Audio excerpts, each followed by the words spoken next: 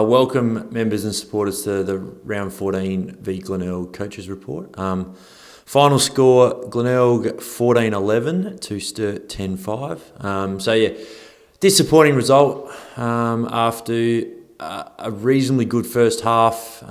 We sort of lost our way in the third quarter, and then the last quarter, I guess, got back to playing some really good footy again, but again, I think the result was sort of done by three-quarter time. But pleasing for the boys to fight out in the last quarter and get back in the game and play some good footy. So overall, we probably just weren't able to execute the game plan the way we wanted to. Glenelg, credit to them, they're a very good team. We probably lost the stoppages in the first three quarters, and that hurt us a little bit with field position. And then we just couldn't quite get that, ball movement going forward. But it was a tough day. Defenders were under the pump most of the day, and we sort of couldn't get that good ball movement to our forwards. Probably not until the last quarter, and we sort of saw some 5 goals, I think, in the last quarter, which was a pleasing result. But like I said, the margin was sort of too great to come back too far. So some good players. I think that a couple of the small, medium defenders played another good game this week. Rory Ullman was good again. Guy Page, Henry Carey, and Casey Voss were pretty good. I thought Joel Healy did a pretty good role in the midfield. And then our forwards, no one really, stood out too much up there. Jack Penfold kicked a couple late, and I think Josh Hone got 2 as well. So it wasn't a great day for the forwards. But overall, pretty disappointing, from the last 3 weeks where we've been in terms of 3 wins. To not play the way we wanted to play was disappointing, and that's the frustrating thing, And with some of our losses, we haven't probably played the way we wanted to play, so that was disappointing. But looking forward to this week against Centrals, and another really good opportunity to get back on the winners board. It's a lot about playing the way we want to play and the brand of footy that we want to play, and I thought we didn't quite execute that well enough. Now, that was a little bit of Glenelg and a little bit of us. I don't think we were quite at a level that we need to be. And as I explained to the playing group after the game, that against some other sides we can sort of get away with being not quite at the level, but against a team like Glenelg, as we saw, they can score quite quickly and freely, and they got some very good players. So they can capitalise when we're not quite at our game, and they are. So that's something we'll talk about. We'll review as well. We'll watch it, show the players some of the vision, I think, that shows that we're not quite at the level we need to be against the best sides. I think, again, going back to it, our biggest goal is playing the brand of footy that we want to play. We've seen that if we do that, and we do that for long enough, we can win games. So that is pleasing.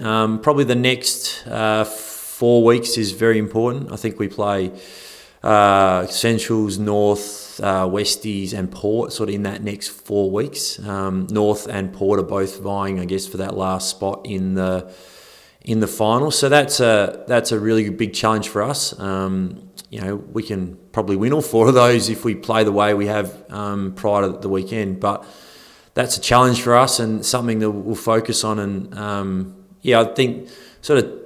I think we try to take the results out of it. I think we talk about just playing the brand and the way we want to play and keep that going. And we did it for 3 weeks, had a little setback this week. Again, credit to Glenelg. They are a very good team and very well coached, very disciplined, very good players. So they didn't allow that. But that's our focus, I think, for the next 4 weeks.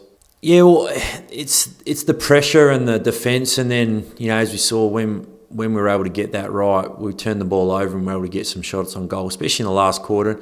And even early on in the game, we were able to do it, probably just not for long enough periods. But our contest, when we lifted our contest and contested ball and ground balls around the stoppage and contest, we were a very good side, and we just probably weren't at the level that we needed to be. I think for the first 3 quarters, Glenelg was sort of plus 17 in that area. So, and that goes then to clearances, into field position, and those sorts of things. So it's a hard battle to win when we're not quite at our game, and especially against good opposition. So Jake Sutcliffe played reserves on the weekend in a time limited, space. He'll build up over the next couple of weeks and push for selection, for the last couple of games of the year.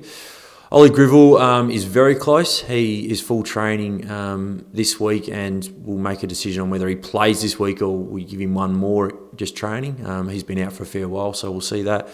Hamish Allens is probably still a couple more weeks. Around the bye, I think, would be the timing for him.